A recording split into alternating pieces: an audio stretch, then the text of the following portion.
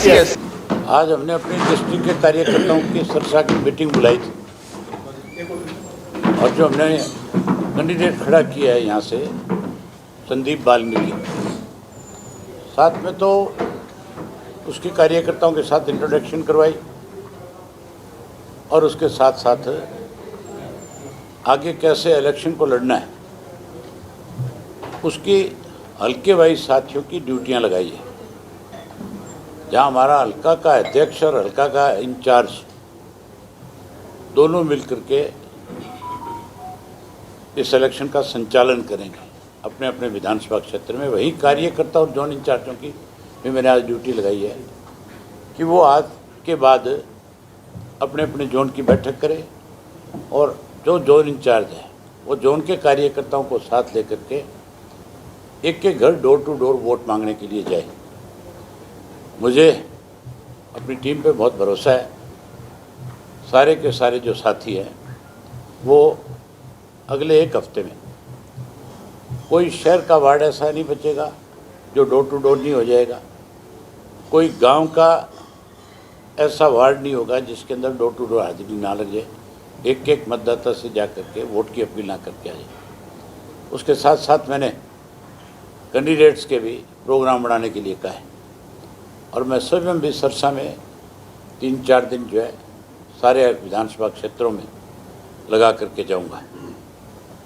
हम हल्के के स्तर पे मीटिंग करेंगे या एक एक दिन में अगर मैं 15-15, 20-20 काम भी करूंगा तो उसमें 2-2, 3-3 हल्के जो है वो कवर कर दूंगा।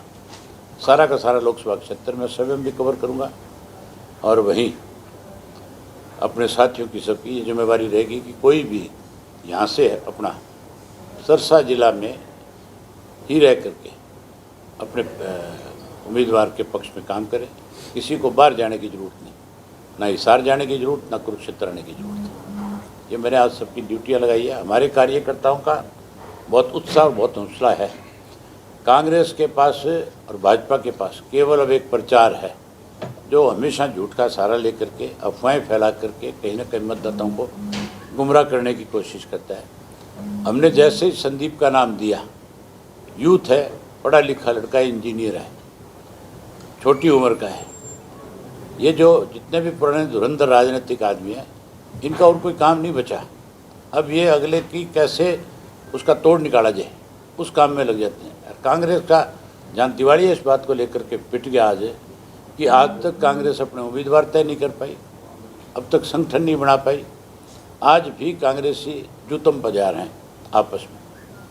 और वहीं भाजपा की हालत ऐसी है कि भाजपा के जो कैंडिडेट्स हैं, चाहे वो कोई भी कैंडिडेट है, चाहे अशोक तंवर जी है, चाहे चौधरी रणजीत सिंह है, चाहे कोई धर्मवीर है या कोई मनोहर लाल खट्टर खुद हैं, कोई कैंडिडेट अब तक जाकर के गांव में प्रचार नहीं कर पाया, गांव के लोगों के सवालों का जवाब नहीं दे पाया। किसानों के साथ जिस तरह का बर्ताव इन्होंने पिछले 5 वर्षों में किया है, आज किसान जागरूक हो चुका है। किसान आज हर आदमी से, हर राजनीतिक व्यक्ति से, जिन लोगों ने उनको प्रताड़ित किया उनसे सवाल और जवाब करता है और पूछता है कि हमें दिल्ली जाने से अगर आप रोक सकते हो तो हम आपको अपने गांव में आने से क्यों नहीं रोक सकते। ये हमारा भी अधिकार है, तुम्हारे पास तो अधिकार नहीं था, तुम तो सिर्फ और सिर्फ सत्ता की ताकत की वजह से कर रहे थे। आज कील गाड़ने वाले लोगों की कील उखाड़ने का लोगों ने फैसला कर लिया। मैं हिसार के बारे में आपको थोड़ा सा बताना चाहूँगा। हिसार में 3 उम्मीदवार हमारे उम्मीदवार के सामने, एक जेजेपी से, एक बीजेपी से और एक कांग्रेस से आने वाला है। तीनों के तीनों 4.5 वर्ष तक मलाई खाने वाले थे। तीनों ने किसानों को परेशान किया था और उन तीनों उम्मीदवारों को हिसार के जो मतदाता हैं वो बहुत बड़ा सबक सिखाएंगे। हमारी उम्मीदवार बहुत बड़े वोटों से जीत करके आएगी क्योंकि लोगों का विश्वास हमारे प्रति बड़ा है। हमने लोगों की लड़ाई लड़ी, पूरे हरियाणा प्रदेश के किसानों की, चाहे उन पर कभी भी किसी भी तरह का अत्याचार सरकार ने करने का प्रयास किया, केवल इंडियन नेशनल लोकदल पार्टी थी जो उनके साथ जाकर के खड़ी हुई और उनकी लड़ाई विधानसभा में लड़ी, बाहर भी लड़ी, उनको न्याय दिलवाने का काम किया। आज सरसा के कार्यकर्ताओं को साहब ने स्वयं देखा है, जितनी हम लोगों की कार्यकर्ताओं की मीटिंग होती है, इनके जलसे भी नहीं होंगे। हमारा कार्यकर्ता इतना काम का समय होने के बाद किस तरह से हाल जो है खचाखच भरा हुआ था, जितने लोग अंदर थे उतने ही लोग बाहर भी खड़े थे।